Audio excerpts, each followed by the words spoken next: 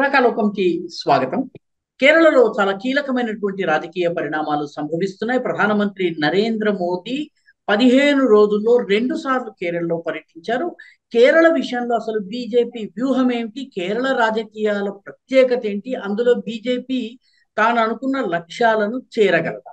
ఈ ప్రశ్నల గురించి రాజకీయ విశ్లేషకులే కాకుండా కేరళకు చెంది కేరళ రాజకీయాలను చాలా దగ్గర నుంచి విశ్లేషిస్తున్నటువంటి మిత్రులు సురేష్ కొచ్చాటిల్ గారితో మాట్లాడదాము. వారి మాతృభాష మలయాళీ, కానీ చాలా చక్కని తెలుగు మాట్లాడగలరు. వారితోటి మనము ఈ ఇంటర్వ్యూని తెలుగులోనే చేద్దాం. సురేష్ జీ నమస్తే. నమస్కారం అండి. నమస్తే సురేష్ జీ. ఏమిటి కేరళలో వాస్తవానికి లెఫ్ట్ వర్సెస్ యూడిఎఫ్ ఇదే నడుస్తూ ఉంటుంది, ఈ రెండే నడుస్తూ ఉంటాయి కదా. దీని లోపల ఈ రెండు ఏనుగులు పోరాడుతూ ఉంటే దాని మధ్యలో బీజేపీ అనే ఎలుకకి అసలు దూరేందుకు స్థానం ఉందా? అది మన హిస్టారికలీ కేరళకి వెళ్తే లోకంలోనే ఫస్ట్ ఎలక్టెడ్ కమ్యూనిస్ట్ గవర్నమెంట్ కేరళలో వచ్చింది. కమ్యూనిస్ట్ గవర్నమెంట్ ఉండే కానీ స్టాలిన్ టైం నుంచి కానీ ఇక్కడ చైనీస్ వైపు ఇక్కడ క్యూబా అంతా ఉండే కానీ దే వర్ నాట్ ఎలక్టెడ్. వాళ్ళ ఎలక్షన్ తో గెలవలేదు వాళ్ళు. They came to the power of the barrel of the gun అంటారు అంతే. కానీ కేరళలో జరిగింది EMS Namboodiripad first time communist government వచ్చినప్పుడు. ఇప్పుడు నెహ్రూ గారు ప్రధానమంత్రిగా ఉన్నారు ఆ టైంలో ఆయన కలిసి ఆయన కమ్యూనిస్ట్ గవర్నమెంట్ ఫామ్ చేశారు. కానీ ఎక్కువ రోజులు ఉండలేకపోయారు, ఎందుకంటే నెహ్రూ గారికి కమ్యూనిస్ట్ కి అస్సలు పడదు. ఇప్పుడున్న కాంగ్రెస్ సీతారాం యెచూరి రాహుల్ గాంధీ పక్కన కూర్చొని నవ్వుకుంటున్నారు, కానీ ఆ టైంలో నెహ్రూకి కమ్యూనిస్ట్ అంటే పడదు. ఇన్ఫాక్ట్ మీరు గుర్తుందో లేదో కానీ even civil service candidates Kerala నుంచి సెలెక్ట్ అయితే వాళ్ళకి స్పెషల్ క్లియరెన్స్ ఇవ్వాల్సి వస్తుంది. స్పెషల్ క్లియరెన్స్, పోలీస్ క్లియరెన్స్ తీసుకోవాల్సి వస్తుంది. అంటే మిగతా స్టేట్స్ లో మా అంకుల్, మా ఫాదర్ వాళ్ళ యంగ్ బ్రదర్ ఈ qualified as a civil servant, కానీ ఆయన 6 నెలలు పట్టింది క్లియరెన్స్ రావడం. ఈ last seniority because of that. So ఒక లెవెల్లో వచ్చినప్పుడు కేరళలో మిస్ట్రస్ట్, అంటే కాంగ్రెస్ గవర్నమెంట్ తర్వాత ఈఎంఎస్ గవర్నమెంట్ డిస్మిస్ చేసి పడేశారు నెహ్రూ గారు. కానీ కమ్యూనిజం అనేది కేరళలో ఒక చాలా స్ట్రాంగ్ కాన్సెప్ట్ ఇప్పుడు. దానికి చాలా కారణాలు. ఒకటి, కమ్యూనిస్ట్ అనే అదొక మైండ్ సెట్, అంటే లేబర్ యూనియన్ మైండ్ సెట్ ఒకటి.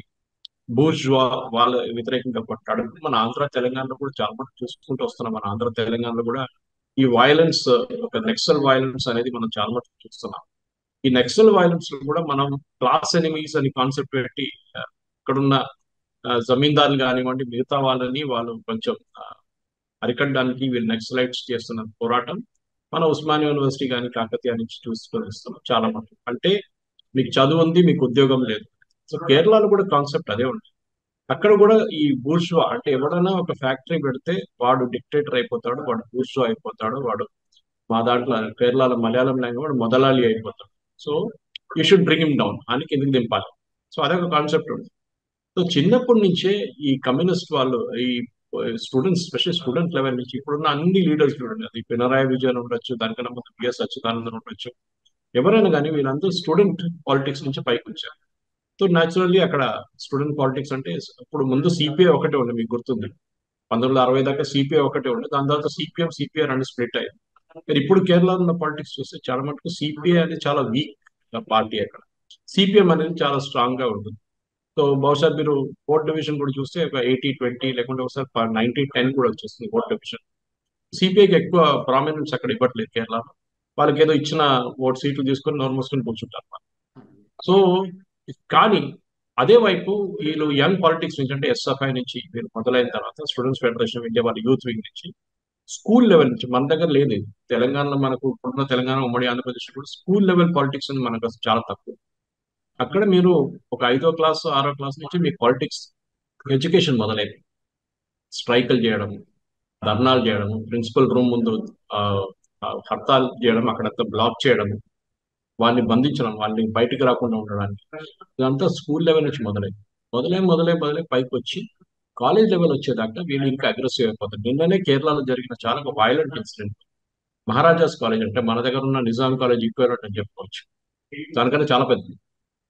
అక్కడ నిన్న పెద్ద కొట్లాడ జరిగి ఎస్ఎఫ్ఐ కేఎస్యు అంటే కాంగ్రెస్ వాళ్ళ స్టూడెంట్ ఇద్దరు కొట్టుకొని చాలా మంది గాయాలు తగ్గినాయి. కాలేజీ ఇప్పుడు మూసివేశారు. అది అంబులెన్స్ లోపల ఉన్న మనిషిని గుంజుకొని కొట్టారు. అట్లా ఆ పరిస్థితికి వచ్చింది కేరళలో. ఎందుకంటే వీళ్ళు ఈ స్టూడెంట్ యూనియన్స్ అనేది, ఫర్ ఎగ్జాంపుల్ ఇప్పుడు కమ్యూనిస్ట్ వాళ్ళు ఉన్నారు, ఎస్ఎఫ్ఐ స్టూడెంట్స్ అంటారు, కానీ కేఎస్యూ స్టూడెంట్స్ కేఎస్యూ వాళ్ళు ఉంటారు. వీళ్ళది ఏంటంటే వీళ్ళు పైకి రావడానికి కేరళలో ఉన్న ఒక ఉద్యోగం ఒకటే, పాలిటిక్స్ ఒకటే ఉంది. ఇండస్ట్రీ లేదు అక్కడ. ఇండస్ట్రీ అనేది పనిచేయదు. ఎవడైనా ఫ్యాక్టరీ పెడితే అంత సంగతి వాడు వాడిని ఎట్లయినా మోసేస్తారు వీళ్ళు మనం. దాంట్లో వాళ్ళు ఎక్స్పర్ట్స్ అన్నమాట కమ్యూనిస్ట్ వాళ్ళు. అది కాంగ్రెస్ వాళ్ళు కూడా తక్కువ కాదు, వాళ్ళు కూడా అంతే సంగతి వాళ్ళు. కానీ over a period of time 1960 నుంచి ముందుకు వచ్చినప్పుడు ఏమైందంటే ఈ కమ్యూనిస్ట్ కానీ కాంగ్రెస్ వాళ్ళ బార్గెనింగ్ పవర్ తగ్గింది. ఎందుకంటే కేరళలో బేసిక్లీ ఒకవైపు కమ్యూనల్ అని చెప్పుకుంటాం బీజేపీ వాళ్ళు. అప్పుడు బీజేపీ లేకుండా 1984లోనే బీజేపీ వచ్చింది. జనసంఘ్ కూడా ఎక్కువ పట్టలేదు, కానీ ఆర్ఎస్ఎస్ కి అక్కడ చాలా పెద్ద ఇన్ఫ్లుయెన్స్ ఉంది. ఇక్కడ నేను చదివాను కూడా, మాక్సిమం నెంబర్ ఆఫ్ శాఖాస్ ఆర్ఎస్ఎస్ కేరళలో ఉంది, ఇంత చిన్న స్టేట్ లో. 1960 నుంచి 70 నుంచి కూడా మీకు తెలుసు తెల్లిచేరి అని చెప్పి, తలశ్శేరి అంటారు దాన్ని మనం. Talk about it Thalassery in Malayalam. తెల్లిచేరిలో చాలా మట్టుకు మనం చూస్తాం వైలెంట్ ఇన్సిడెంట్స్ చాలా జరిగాయి. చాలా మంది ఆర్ఎస్ఎస్ కార్యకర్తలు స్వయం సేవకులు చనిపోయారు దాన్ని. ఇప్పుడు కూడా నడుస్తుంది, కానీ ఇప్పుడు తగ్గింది. అక్కడ కన్నూరు వైపు ఎక్కువ ఉంటుంది. తలశ్శేరి కన్నూరు అంటే నార్దర్న్ కేరళ వస్తుంది, communist party strong hold. So అక్కడ జరిగిన మర్డర్లు 1960 నుంచి మనం చూసుకుంటూ వస్తే చాలా మంది స్వయం సేవకులు చనిపోయారు. అటువైపు ఆర్ఎస్ఎస్ వాళ్ళు తిరిగి కొడితే మళ్ళీ కమ్యూనిస్ట్ వాళ్ళు కూడా చనిపోయారు. అదొక హిస్టరీ ఉంది, వైలెంట్ హిస్టరీ. అది ఇప్పుడు కూడా నడుస్తుంది, కానీ ఇప్పుడు తగ్గింది చాలా మంది. అక్కడెక్కడ చుట్టుకుంటే ఒక ఘటనలో 2 ఘటనలు సంవత్సరానికి దానికైనా ఎక్కువ ఉంటుంది. కానీ మనం చూడాల్సిందండి ఈ గ్రోత్ ఎందుకు తగ్గిందంటే వీళ్ళది కమ్యూనల్ పార్టీస్ కేరళలో పైకి వచ్చారు. అది Indian Union Muslim League first. ఎందుకంటే నార్దర్న్ కేరళలో మలప్పురం కానివ్వండి, వయనాడ్ లాంటి constituencies, even up to Kasaragod, Indian Union Muslim League అని అక్కడ ఉన్న ఒక ముస్లిం లీగ్ పార్టీ అని చెప్పొచ్చు. యాక్చువల్లీ ఇప్పుడున్న పాలిటిక్స్ లో చూస్తే, పిఎఫ్ఐ లాంటి పాలిటిక్స్ లో చూస్తే ఇండియన్ యూనియన్ ముస్లిం లీగ్ చాలా మోడరేట్ గా కనిపిస్తుంది. అక్కడ ఉన్న పాలిటిక్స్ లో మోడరేట్ ముస్లిం ఫేస్ అనేది ఐయుఎంఎల్. మిగతా వాళ్ళంతా మిలిటెంట్ టైప్ ఉన్నారు. సో అటు ఒకవైపు ఇదే ముస్లిం లీగ్, మీకు గుర్తుంటుంది బనాత్ వాలా, ఇబ్రాహిం సులైమాన్ సేత్, వీళ్ళందరూ ఎంపీస్ గా ఉన్నారు. కానీ వాళ్ళు ఎవరు కేరళ నుంచి కాదు. వాళ్ళిద్దరు ఒకరు గుజరాత్ నుంచి వచ్చారు, ఒక బాంబే నుంచి వచ్చారు. వాళ్ళు మలయాళం కూడా రాదు వాళ్ళకి. వాళ్ళు వచ్చి నామినేషన్ సైన్ చేసి వెళ్ళిపోతారు. ఎలక్షన్ 2 లక్షల ఓటుతో 3 లక్షల ఓటుతో గెలుస్తారు. సో బికాస్ ఎవరైనా నిలబడితే గెలుతారు. రాహుల్ గాంధీ దానికోసం వయనాడ్ నుంచి పెట్టారు, ఎందుకంటే అది ముస్లిం లీగ్ సీట్. అక్కడి నుంచి ఎవరైనా పెడితే ముస్లిం లీగ్ వాళ్ళే గెలుస్తారు సీట్. సో కమ్యూనల్ పాలిటిక్స్ చాలా మటుకు ఎక్కువైంది ఆ సైడ్ లో. దాని తర్వాత సదర్న్ కేరళకి వచ్చేటప్పటికి కోటయం వైపు కానివ్వండి, ఎర్నాకుళం వైపు క్రిస్టియన్ కమ్యూనిటీస్ చాలా స్ట్రాంగ్ ఉంది. సో కేరళలో ఇప్పుడు కూడా మీరు అడుగుతుంటారు కదా, కేరళలో బీజేపీ ఎందుకు గెలవదంటే, కేరళలో బీజేపీ హిందూ పాపులేషన్ ఒక 44 నుంచి 45% ఉంది. దాంట్లో 15% డివైడ్ చేసుకుంటే 15% బీజేపీకి, 15% కమ్యూనిస్ట్కి, 15% కాంగ్రెస్కి. దానికోసం బీజేపీకి ఇప్పుడు కూడా కేరళలో 16% ఓట్ పర్సెంటేజ్, అంతే 16%. సో అదే వస్తుంది. పెరగాలంటే కాంగ్రెస్ వైపు నుంచో కమ్యూనిస్ట్ వైపు నుంచో రావాలి. ఏదో ఒక ఈ పార్టీలు, ఈ 2 పార్టీలు ఎవరైనా ఒకరు డిసపియర్ అయిపోవాలి. కానీ మీకు క్రిస్టియన్ రిలీజన్ నుంచి ఉన్న ఓట్స్ కానివ్వండి, ముస్లిం దగ్గర నుంచి వచ్చే ఓట్స్ బీజేపీకి చాలా తక్కువ రావడం. కానీ ఇప్పుడు పరిస్థితి మారుతుంది, అది మనం మాట్లాడుకుంటే ఉండొచ్చు కొంచెం ముందుకు వెళ్ళినప్పుడు. కానీ బేసిక్ ఒక కాంబినేషన్, ఒక క్యాస్ట్ కాంబినేషన్ చూడంగానే అది ఎస్ఎన్డిపి అని ఉంది. శ్రీనారాయణ గురు వాళ్ళ పెల్లాపల్లి నటేష్ అనేది leader. Nair service society, NSS అంటే నాయర్స్, నేను కూడా I come from the Nair community. NSS వీళ్ళది ఏంటంటే మేజర్ ఎడ్యుకేషనల్ ఇన్స్టిట్యూషన్ నడిపిస్తారు, కాలేజ్ నడిపిస్తారు, పెద్ద పెద్ద ఇన్స్టిట్యూషన్స్ నడిపిస్తారు. దాని నుంచి వాళ్ళ బిజినెస్ అనమాట, మెయిన్ బిజినెస్. అది బిజినెస్ గానే చూసుకుంటారు వాళ్ళు. కర్ణాటకలో మఠాలు చూస్తాం కదా, మఠాలు వాళ్ళు నడిపిస్తున్నారు, కాలేజ్, స్కూల్, యూనివర్సిటీ లాగా ఇది కూడా.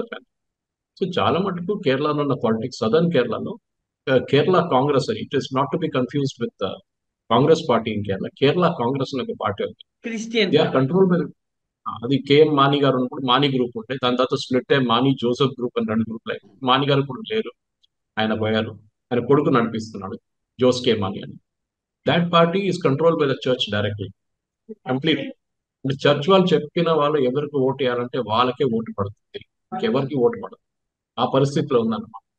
సో డెఫినెట్ గా మనం చూడాల్సింది కేరళ పాలిటిక్స్ లో. ఇక్కడున్న మన ఆంధ్రాలో, తెలంగాణలో ఉన్న వాళ్ళకి ఎక్కువ కేరళ పాలిటిక్స్ అర్థం కాదు. ఇప్పుడు మా దగ్గర అడిగి ఒకటే ప్రశ్న అడుగుతా, సురేష్ గారు మీరు కేరళ నుంచి కదా, వాళ్ళు ఎందుకు బీజేపీ అక్కడ సీటు గెలవాలంటే, నేను చెప్పాను బీజేపీ గెలుస్తున్నారు లేదని కాదు. ప్రివెంటర్ municipal corporation principal opposition party is BJP.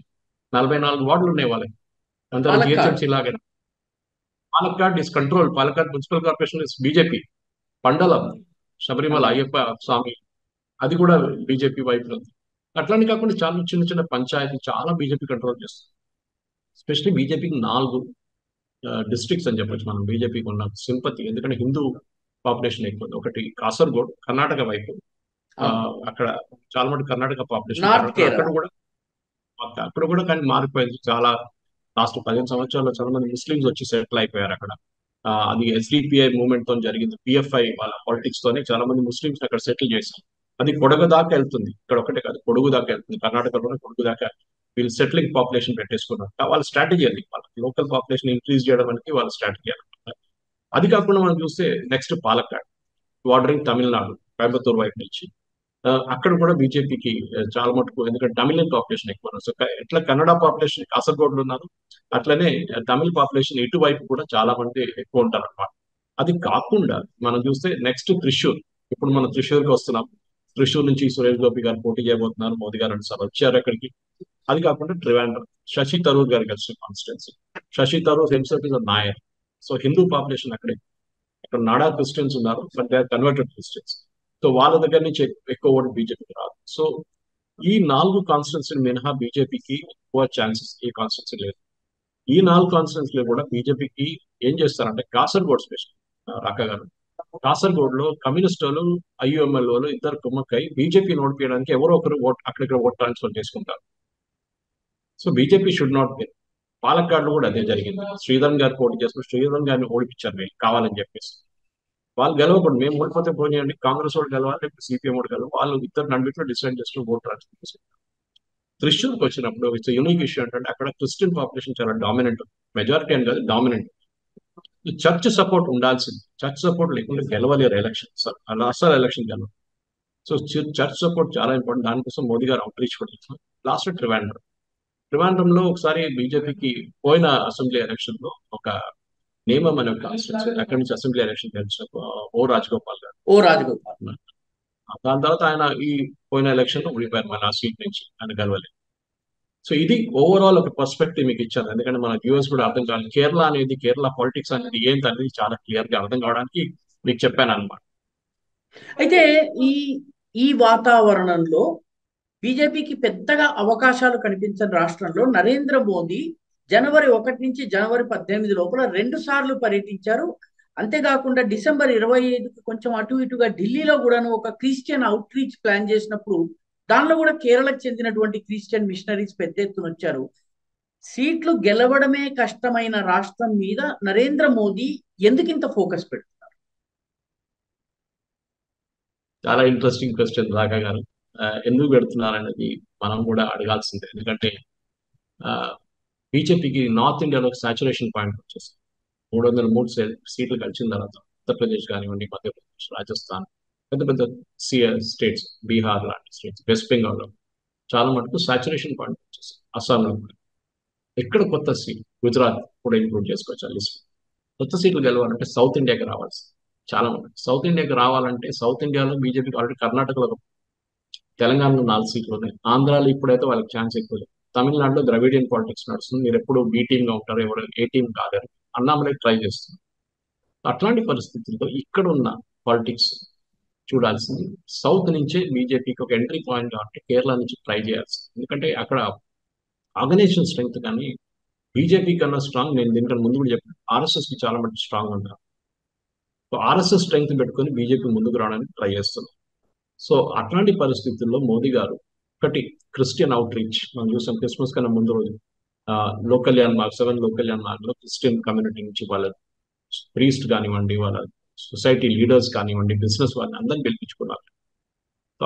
ఎందుకంటే క్రిస్టియన్ కమ్యూనిటీ కేరళలో క్రిస్టియానిటీ కేరళలో యూరోప్కి వెళ్లే ముందు కేరళకి వచ్చింది. So Keralites are earlier Christian than even Europeans. So original Christians అంటారు. దానికోసం మనం కన్వర్టెడ్ క్రిస్టియన్స్, ఒరిజినల్ క్రిస్టియన్స్ అన్నప్పుడు కేరళలో కన్వర్జన్ పైనుంచి మొదలైంది. నంబూదిరి క్యాస్ట్ అంటే ద ప్రీస్ట్లీ క్లాస్. ఇప్పుడు కూడా టెంపుల్స్ మేనేజ్ చేస్తున్నారు. టెంపుల్ పూజారిలో నంబూదిరి క్యాస్ట్ నుంచి కన్వర్జన్ మొదలు పెట్టారు. మన దగ్గర బాటమ్ అప్ నుంచి నడుస్తుంది. ఆంధ్ర, తెలంగాణ, తమిళనాడు బాటమ్ అప్ అంటే మన దగ్గర ఉన్న lower strata of the society తీసుకొని వాళ్ళని కన్వర్ట్ చేసుకుంటారు. కేరళలో కన్వర్జన్ జరిగినప్పుడు ఆ లెవెల్లో కన్వర్జన్ జరిగింది. సో ఆ కన్వర్జన్ ని చాలా రాడికల్ గా వాడుకున్నారు. ప్రాస్పరస్ కమ్యూనిటీ, చాలా ప్రాస్పరస్ కమ్యూనిటీ. బిజినెస్ లో మీరు చూస్తే బహుశా 65% క్రిస్టియన్ కమ్యూనిటీ దగ్గర ఉంటుంది. సిటిఎన్ 25% క్రిస్టియన్స్. ముస్లిం కమ్యూనిటీ దగ్గర ఉంటుంది. అది కాకుండా ఒక 5-10% హిందువుల దగ్గర ఉంటుంది. హిందువులు చాలా తక్కువ బిజినెస్ లో ఉన్నారు. సో ఈ పెద్ద పెద్ద జ్యువెలరీ షాప్స్ కానివ్వండి, మిగతా బిజినెస్ కూడా కేరళ నుంచి చాలా మంది ఐదర్ క్రిస్టియన్, ఒకటే జ్యువెలరీ షోరూమ్, ఒక chain is with Muslim community. So ఈ క్రిస్టియన్ కమ్యూనిటీకి బీజేపీ నుంచి ఒక అవుట్ రీచ్ నడుస్తుంది. అది ఎందుకంటే చాలా రీజన్స్. ఒకటి, క్రిస్టియన్ పాపులేషన్ హిందూ పాపులేషన్ రెండు తగ్గుతూ వస్తుంది, చాలా తగ్గుతుంది. ఇప్పుడు ఒక యావరేజ్ హిందూ ఫ్యామిలీలో ఒక only one child per family, అంటే ఒక పాపన ఒక బాబునే ఉంటారు ఫ్యామిలీ. అది కాకుండా Kerala is old age home అంటే కేరళలో ఆ బిజినెస్ ఆపర్చునిటీస్ ఒకటే ఉంది, కానీ ఎంప్లాయ్మెంట్ ఆపర్చునిటీస్ అస్సలు లేదు. సో చాలా మంది యంగ్స్టర్, ఇప్పుడు నాలాంటి వాళ్ళు చూడండి, మా ఫాదర్ ఇక్కడ 65లో రైల్వేలో జాయిన్ అయ్యారు, సౌత్ సెంట్రల్ రైల్వే ఫామ్ అయినారు. సో మా నాలాంటి చాలా మంది హైదరాబాద్ లో పని చేసుకుంటే ఇక్కడే సెటిల్ అయిపోయారు. అది ఎందుకంటే అక్కడ బిజినెస్ ఆపర్చునిటీస్ లేదు, అక్కడ ఎంప్లాయ్మెంట్ ఆపర్చునిటీస్ లేదు, చాలా తక్కువ. సో ఈ క్రిస్టియన్ కమ్యూనిటీ ఒక థ్రెట్ ఫీల్ అవుతుంది. అంటే for example even minority reservation, scholarship కానీ ఉద్యోగంలో ముస్లిమ్స్ కి ప్రయారిటీ ఇస్తున్నారు. వాళ్ళ పాపులేషన్ ఎక్కువ, వాళ్ళకి ఎక్కువ ఇవ్వాలి, క్రిస్టియన్స్ కి లెఫ్ట్ కూడా అంతేనండి, లెఫ్ట్ పార్టీస్ కూడా అంతేనండి. సో మీరు ఏమైతుందంటే ఒక థ్రెట్ లాగా క్రిస్టియన్ కమ్యూనిటీకి థ్రెట్ వస్తుంది, వాళ్ళకు ఒక భయం వచ్చింది. దీనికన్నా ముందు క్రిస్టియన్ పార్టీస్, క్రిస్టియన్ కమ్యూనిటీ అని చెప్పలేము, క్రిస్టియన్ ఒక కాంబినేషన్, వాళ్ళ రిలీజియస్ కాంబినేషన్ చాలా మటుకు కాంగ్రెస్ వైపు వెళ్తుంది. కొంతమంది కమ్యూనిస్ట్ వాళ్ళకి ఓటేస్తారు, కానీ బీజేపీకి చాలా తక్కువ. ఇప్పుడు కూడా ఈ పరిస్థితుల్లో కూడా మణిపూర్ అనే ఇష్యూని ఎందుకు తీసుకొస్తున్నారు ముందుకంటే, కావాలని చెప్పి కాంగ్రెస్ వాళ్ళు, కమ్యూనిస్టులు ఇద్దరు, ఎందుకంటే వాళ్ళకి క్రిస్టియన్ ఓట్ బీజేపీ వైపు వెళ్లకుండా, వాళ్ళకి రాకుండా ప్రాబ్లం లేదు, బీజేపీ వైపు వెళ్ళకూడదు క్రిస్టియన్ ఓట్స్, అది వాళ్ళకి చాలా క్రూషియల్. ఎందుకంటే 5-10% బీజేపీ వైపు క్రిస్టియన్ ఓట్స్ వెళ్తే బీజేపీ 2-3 అసెంబ్లీ సెగ్మెంట్లే గెలుచుకుంటారు, చాలా సిగ్నిఫికెంట్. ఎందుకంటే ఇప్పుడు కూడా మనం చూసాం, ఒక సంవత్సరం ముందు రబ్బర్ ప్రైసెస్ చాలా పడిపోయింది. రబ్బర్ ప్రైసెస్ పడిపోయినప్పుడు అక్కడున్న చర్చ్ లీడర్లు మోదీ గారిని మెసేజ్ పంపించి, మీరు మినిమం సపోర్ట్ ప్రైస్ పెట్టండి, మాకు ప్రాఫిటబుల్ గా ఉండేటట్టు. ఎందుకంటే ఈ రబ్బర్ ఫీల్డ్ లో ఉన్న చాలా మంది రబ్బర్ ట్యాపింగ్ లో క్రిస్టియన్ కమ్యూనిటీ, క్రిస్టియన్స్. సో మీరు ఒక సపోర్ట్ ప్రైస్ మాకు ఇస్తే మేము మీకు ఒక లోక్సభ క్యాండిడేట్ కల్పిస్తామని చెప్పి చర్చ్ ఒఫీషియల్ గా చెప్పి, ఆలోచించాను. ఒఫీషియల్ గా చర్చ్ చెప్తున్నాను, మా దగ్గర ఎంత పవర్ ఉంది చూడండి. ఇది మన హిందూ రిలీజియస్ ఇన్స్టిట్యూషన్స్ లో ఏదో ఒక శంకరాచార్య పీఠాధిపతియో లేకుంటే ఏదైనా స్వామీజీ చెప్పగలరా? చెప్పలేరు. ఎందుకంటే మన దగ్గర డివైడెడ్ గా ఉన్నారు. క్రిస్టియన్ కమ్యూనిటీ, ముస్లిం కమ్యూనిటీ లాగా ఓట్ చేస్తున్నప్పుడు వాళ్ళు ఎన్ బ్లాక్ ఓట్ చేస్తారు. కానీ కేరళలో సిరియన్ క్రిస్టియన్స్ ఉన్నారు, లాటిన్ ఉన్నారు, మార్థోమా ఉన్నారు, వాళ్ళ నడిమిట్లో నడుస్తున్న గొడవ చాలా ఉంది. సో అట్లా చూసినప్పుడు కొన్ని బీజేపీ వైపు వెళ్తున్న పాలిటిక్స్ మనం చూస్తున్నాం, కొన్ని ప్రీస్టులు కొంతమంది బీజేపీ వైపు చేయాలి.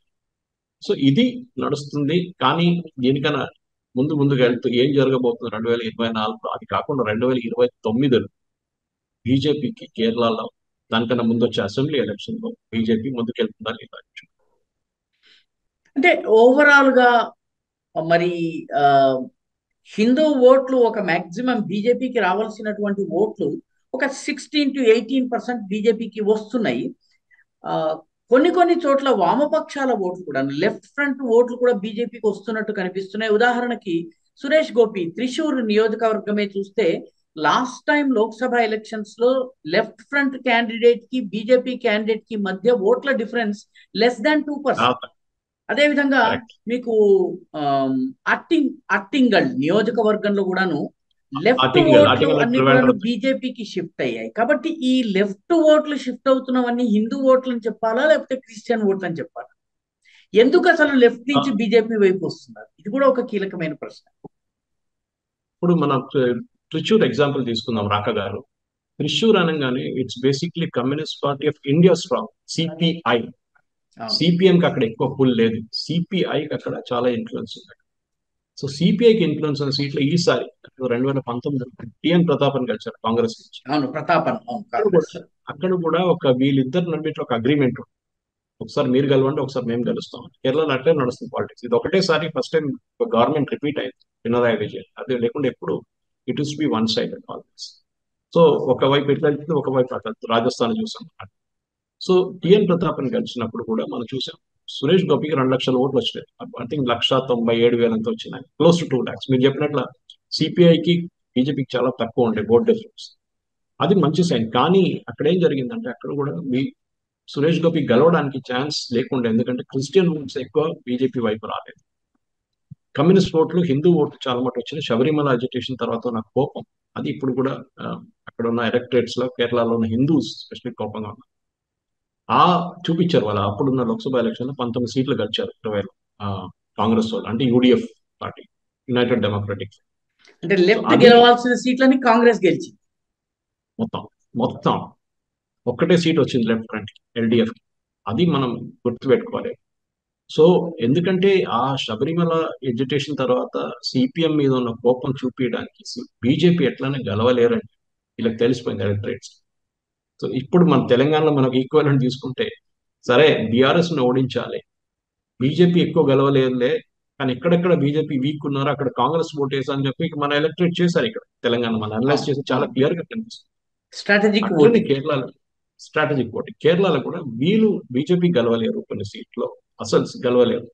సరే ఒక్క సీట్ ట్రిచ్చూర్ పక్కన పెట్టి, ట్రివాండ్రం పక్కన పెట్టి, కాసర్గోడ్ పక్కన పెట్టి, మిగతా స్టేట్స్ కాన్స్టిట్యున్సీలో విపరీతమైన యాంటీ సిపిఎం ఓట్స్ పడ్డాయి. యాంటీ లెఫ్ట్ గా యాంటీ సిపిఎం చాలా డిఫరెన్స్ ఉంది దానికి. ఎందుకంటే పినరాయి విజయన్ అప్పుడు లాఠీ చార్జ్ చేసి కొట్టించిన దానికి ఆ కోపంతో అక్కడ ఉన్న ఎలక్టరేట్ వాళ్ళు ఓట్ చేశారు. సో ఇప్పుడున్న ఈ పరిస్థితి 2024 వచ్చేదాకా మారుతుందా? డెఫినెట్ గా మారుతుంది. దానికి చాలా కారణాలు రాక. ఏం కారణాలు అండి? కరెక్ట్, నేను దానికోసం పాస్ తీసుకున్నాను అనమాట. కారణాలు ఎందుకంటే బేసిక్లీ ఒకటి, క్రిస్టియన్ పాపులేషన్ లో ఒకటి, నేను దీనికన్నా ముందు కూడా ఎక్స్ప్లెయిన్, పాపులేషన్ గ్రోత్ తగ్గుతుంది, వాళ్ళకి రిజర్వేషన్ తగ్గుతుంది, వాళ్ళకి వచ్చే బెనిఫిట్స్ తగ్గుతుంది, స్కాలర్షిప్ కానివ్వండి, ఉద్యోగాలు కానివ్వండి. అది కాకుండా వాళ్ళ నడిమిట్లో కూడా చాలా మట్టుకు ఈ లవ్ జిహాద్ అనే కాన్సెప్ట్ హిందూ అమ్మాయిల మీద ఉండే, ఇది నేనో మీరో తయారు చేయలేదు. ఈ ఫస్ట్ వర్డ్ యూజ్ చేసింది విఎస్ అచ్యుతానంద్ గారు, అప్పుడున్న సిపిఎం ముఖ్యమంత్రి గారు అసెంబ్లీలో చెప్పిన వర్డ్ ఇది, లవ్ జిహాద్. దాని తర్వాత ఏకే ఆంటనీ గారు రిపీట్ చేశారు, ఉమ్మన్ చాండీ గారు రిపీట్ చేశారు, కేరళ హైకోర్టు చెప్పారు.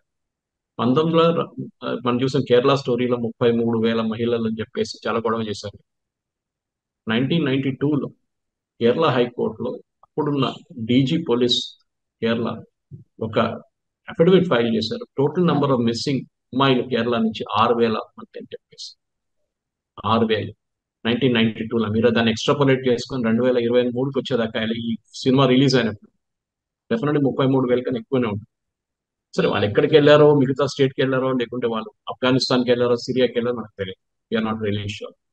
కానీ ఆ లవ్ జిహాద్ అనేది ఇప్పుడు క్రిస్టియన్ కమ్యూనిటీ కూడా వచ్చేస్తుంది. చాలా క్రిస్టియన్ అమ్మాయిల్ని లవ్ జిహాద్ కాన్సెప్ట్ మీద మీరు ముస్లిం అబ్బాయిలు తీసుకెళ్తారు. దానికి ఒఫీషియల్ గా రియాక్ట్ అయ్యి again it is not fathers కూడా చెప్పారు, బిషప్స్ కూడా అన్నారు. ఒఫీషియల్ లేటి అంటే వాళ్ళ సండే సర్మన్ లో చెప్పారు, సండే సర్మన్ లో చెప్పారు that this is what is happening, మా అమ్మాయిని తీసుకెళ్తున్నా, మిమ్మల్ని మేము చూసుకుంటాం. సెకండ్ ఇష్యూ, ఆఫ్టర్ పంజాబ్ అన్నిటికంటే ఎక్కువ డ్రగ్ మిస్యూజ్ జరిగేది Kerala. Kerala is full of drugs today. అక్కడున్న కాలేజీలు, యూనివర్సిటీలు, స్కూల్ అంతా డ్రగ్ మాఫియా మొత్తం వాళ్ళ చేతిలో ఉంది. సో అది కూడా క్రిస్టియన్ చర్చెస్ కూడా దాని మీద కూడా రియాక్ట్ అయ్యింది. వాళ్ళు ఏమంటున్నారంటే మా అమ్మాయిల అబ్బాయిల్ని ఒకటి ఈ లవ్ జిహాద్ కోసం మీరు డ్రగ్స్ యూజ్ చేస్తున్నారు, కాకుండా డ్రగ్ అడిక్ట్స్ చేసేస్తున్నారు మా అమ్మాయి నెక్స్ట్ జనరేషన్.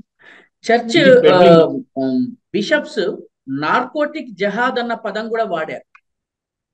కరెక్ట్, కరెక్ట్ రాక గారు. నార్కోటిక్ జిహాద్ అని కాన్సెప్ట్, ఎస్ అది ఉంది.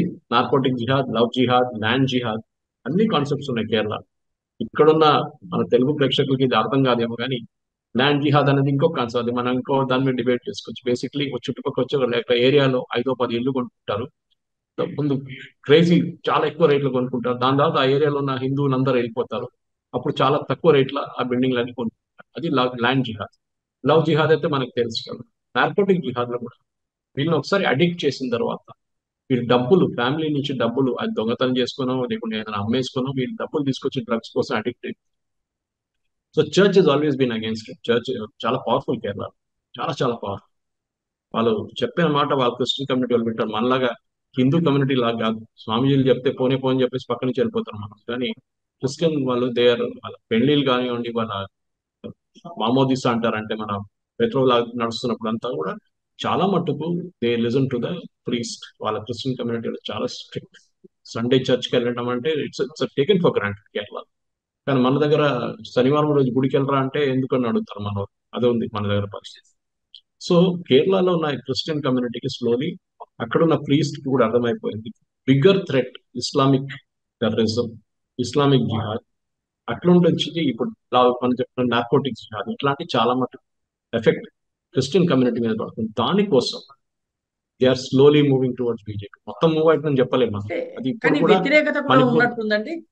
చర్చ్ లోని ఒక మేజర్ సెక్షన్ ఇస్ అపోజింగ్ బీజేపీతో కలవడాన్ని వ్యతిరేకిస్తున్నట్టుంది. కరెక్ట్ వ్యతిరేకిస్తున్నా. అది ఎందుకంటే కేరళలో చర్చ్ డినామినేషన్స్ చాలా ఉన్నాయి. జేకోబైట్, లాటిన్ క్యాథలిక్, మార్తోమా, వాళ్ళ నడిమిట్లో స్ప్లిట్. వాళ్ళ చర్చ్ ఒక చర్చ్ వాళ్ళు ఇంకో చర్చ్కి వెళ్ళరు.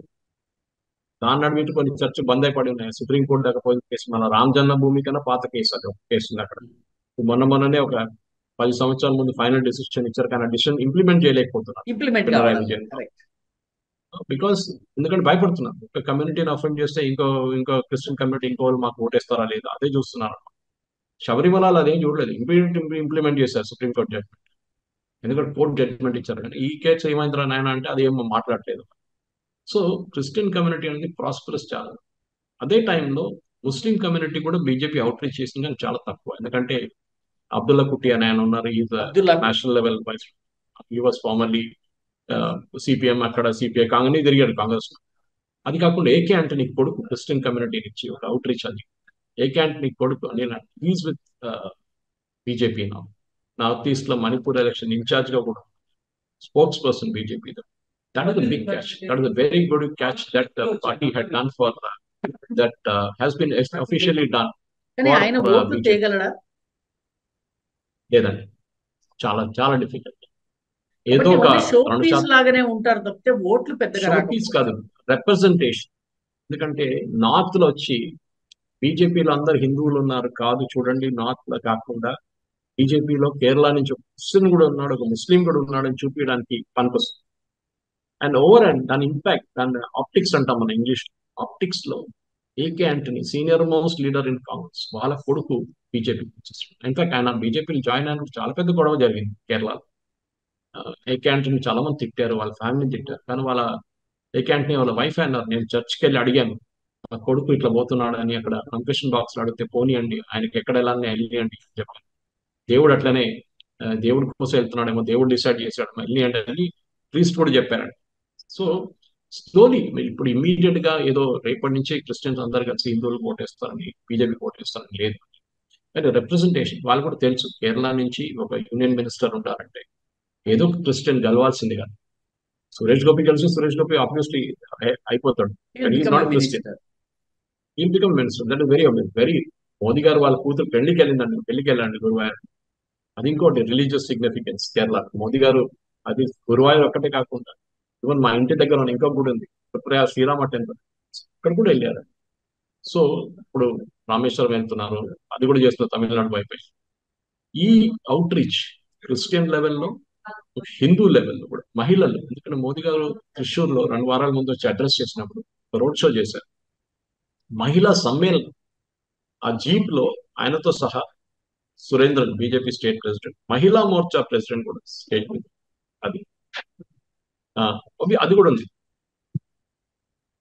సో మెయిన్ గా ఓవరాల్ గా అవుట్ రీచ్ 2024లో ఓవరాల్ గా సారీ ఒక్క నిమిషం 2024లో తీసుకుంటాను రాక గారు, ఒక్క నిమిషం అంతే, 30 సెకండ్స్. ఆనంద రంగనాథన్ గారు చెప్పినట్టు I give 30 seconds. So main గా బీజేపీ మహిళల మీద కాన్సన్ట్రేట్ చేస్తున్నారు. అది మనం ఎక్కడ గుర్తుపెట్టుకోవాలి. మహిళల నుంచే బీజేపీకి వచ్చే ఓట్లు అది డెఫినెట్ గా రావు. అది మోదీ గారు చాలా మంచిగా గుర్తుపెట్టుకున్నారు. అయితే 2024లో లోక్సభలో బీజేపీ అకౌంట్ ఓపెన్ అవుతుందా కాదా? చెప్పలేము రాఘ గారు. ఇది మీరు భారతదేశంలో బీజేపీకి ఎన్ని సీట్లు వస్తుందని చెప్పి అది ప్రెడిక్ట్ చేస్తాను, కానీ కేరళలో బీజేపీకి సీట్ వస్తుందా లేదా అనేది, ఎందుకంటే అది CPM Congress decide, BJP decide చేయడం కాదు. కానీ మోదీ గారు మనకు క్వశ్చన్ లో కూడా అడ్రస్ చేసుకుంటా వాళ్ళ 7,000 మంది బూత్ ఇన్ఛార్జెస్ క్లియర్ గా చెప్పారు, మీరు బూతులు గెలవండి, ఎలక్షన్ మనం గెలుస్తాం. సో బీజేపీ బూత్ మేనేజ్మెంట్ చాలా క్రూషియల్ గా ఉంటుంది. ఇప్పుడు జరుగుతున్న రామ్ జన్మభూమిది కూడా ఇంటింటికి వెళ్ళి అక్షతలు ఇవ్వడం కూడా జరుగుతుంది. చాలా ఒక రిసర్జెన్స్ ఉంది అక్కడ, ఎస్పెషలీ మహిళలు. అదే నేను మళ్ళీ చెప్పాలనుకుంటున్నాను, దానికోసం మీ దగ్గర 30 seconds తీసుకున్నాను. మహిళల్ని టార్గెట్ చేస్తున్నారు బీజేపీ, ఫస్ట్ టైం ఓటర్స్ ని టార్గెట్ చేస్తున్నారు. ఎందుకంటే ఫస్ట్ టైం ఓటర్స్ ఇంకా బ్రెయిన్ వాష్ కాలేదు. ఈ సిపిఎం, కాంగ్రెస్, కేఎస్యూఎస్ఎఫ్ దాంట్లో రాలేదు వాళ్ళు ఇప్పుడు కూడా వాళ్ళ వర్జిన్ టెరిటరీ లాగా ఎంటర్ అవుతున్నారు. ఒకసారి వాళ్ళు కాలేజ్ రాగానే వాళ్ళ బ్రెయిన్ వాషింగ్ అయిపోతుంది. దానికన్నా ముందే వాళ్ళని బీజేపీ వాయిస్ తీసుకురావడానికి డెవలప్మెంట్ చూపించేసి, కేరళ టుడే వాళ్ళ ఓల్డ్ ఏజ్ హోమ్ అండి. మా అమ్మగారు కేరళలో ఉన్నారు, షీజ్ 82. నేను ఎక్కడ ఉద్యోగం చేసుకోవాలన్నా లేదండి. Of course I'm pass my employment age. అప్పుడు కూడా కానీ అక్కడ ఏమన్నా చేయాలంటే ఏం లేదు, అక్కడ ఓల్డ్ ఏజ్ హోమ్ గా మారిపోయింది కేరళ. సో మోదీ గారు అదే అంటున్నారు, ఎంప్లాయ్మెంట్ ఇక్కడ లేదు, మీరు మా గవర్నమెంట్ ఎలక్ట్ చేయండి, we will give you employment. Employment అంటే ఏదో గవర్నమెంట్ ఉద్యోగం కాదు, ఇండస్ట్రీ సెటప్ చేయడానికి, అట్మాస్ఫియర్ క్రియేట్ చేయాలి. డబ్బులు చాలా ఉన్నాయి కానీ ఇండస్ట్రీ సెటప్ చేయలేకపోతుంది. సో బీజేపీ గెలుస్తుందా లేదా అని మీ ప్రశ్నకి నేను ఐ థింక్ ఒక ఈవెన్ యాజ్ బెట్టింగ్ తీసుకుంటే కూడా మీరు ఎస్ చెప్పలేరు. ఆర్ నో ఎందుకంటే అని జవాబు చెప్పలేదు. చాలా డిఫికల్ట్, ఎందుకంటే I will be putting my neck out on that. Because yes or no అని చెప్పడానికి, ఎస్పెషల్లీ ఇన్ కేరళ కాంటెక్స్ట్ చాలా డిఫికల్ట్. మీరు తమిళనాడు అంటే కర్ణాటక అని నేను చెప్తాను కానీ నా సొంత స్టేట్ అయిన కేరళలో it is very very difficult to predict. ఎందుకంటే వీళ్ళు చాలా ఓటింగ్ మేనేజ్ చేస్తే సిపిఎం, కాంగ్రెస్ రన్నింగ్ అవుట్ వాళ్ళు ఆఫ్ కలిసి టైం. వాళ్ళు ఆల్రెడీ చాలా క్లియర్ గా చెప్పారు, వాళ్ళు మేము బీజేపీని గెలవనీయను, మేము ఒక్కరు ఓడిపోతే ప్రాబ్లం లేదు కానీ బీజేపీ గెలవదు. ఇది వాళ్ళ స్ట్రాటజీ. చాలా సంతోషం ఈ సమయాన్ని ఇచ్చినందుకు సురేష్ కొచ్చాటిల్ గారు. మళ్ళీ మళ్ళీ మనము ఇంటర్వ్యూ చేస్తూ ఉంటాం. మిత్రులారా, ఇది కేరళకు సంబంధించిన రాజకీయ పరిస్థితులకు సంబంధించిన ఒక విశ్లేషణ. ఈ వీడియో మీకు నచ్చినట్టయితే లైక్ చేయండి, షేర్ చేయండి, అదేవిధంగా ఈ ఛానల్కు సబ్స్క్రైబ్ చేయండి. మీ అభిప్రాయాన్ని కమెంట్ రూపంలో తప్పనిసరిగా పంపించండి. మళ్ళీ కలుద్దాం. ధన్యవాదాలు.